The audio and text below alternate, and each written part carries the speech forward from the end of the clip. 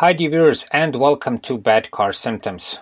One more sensor that is crucial for the proper running of your car's engine is the crankshaft position sensor. This sensor detects the rotation of the crankshaft, turns that data into an electrical signal and sends it to the car's ECU, or the car's computer. The ECU then, according to this signal, regulates the ignition and fuel intake system so the engine runs optimally. So, since the crankshaft position sensor affects vital systems on the engine, when it's faulty, and this happens mostly due to material fatigue and physical damage, it can cause an array of problems. Hopefully, this video will help notice that problem on time and avoid bigger trouble. So, stay tuned. Bad car symptoms. The engine occasionally does not start.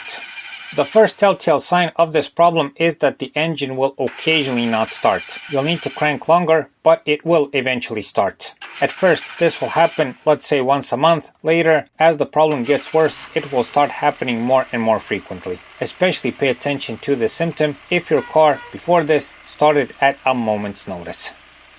Rough idle.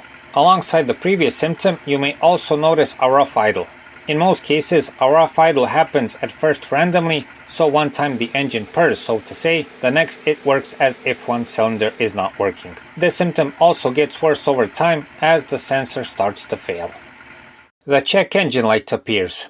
At the same time, the check engine light will probably appear. Since the bad sensor affects the engine combustion and the exhaust fumes, the car's computer will register this and trigger the check engine warning light. When this happens, it's best to connect an OBD tool and see what the error code is. If it's the crankshaft position sensor, you'll get a P0335, P0336, P0337, P0338, P0339, or other similar DTC codes.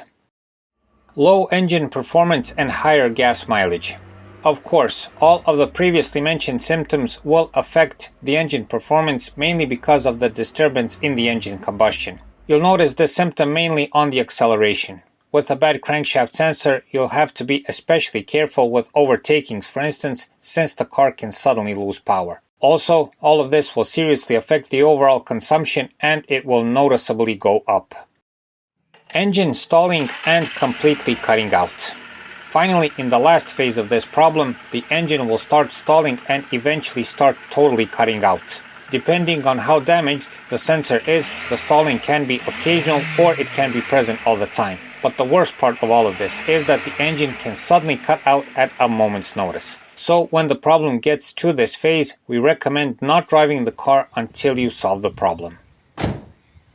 For the ND viewers, it's best to check out a bad crankshaft position sensor when you notice the occasional long cranking and a hard start. In that phase, the sensor still works and you'll probably have some time to solve the problem. Especially make an inspection when the check engine light appears. In this case, if you connect an OBD tool and get the DTC codes we've mentioned, then change the sensor and that's that. The problem is solved. On most cars, changing the sensor is not that big of a problem and a repair, but getting to it in the engine bay can be a challenge. On lots of cars, this sensor tends to be hard to reach. In any case, change the sensor on time so you do not get stranded with a car that will not start. So that's it for this time. We hope the video helps. Please like and subscribe. It's a huge help for what we're doing. Thanks for watching and thanks for your time.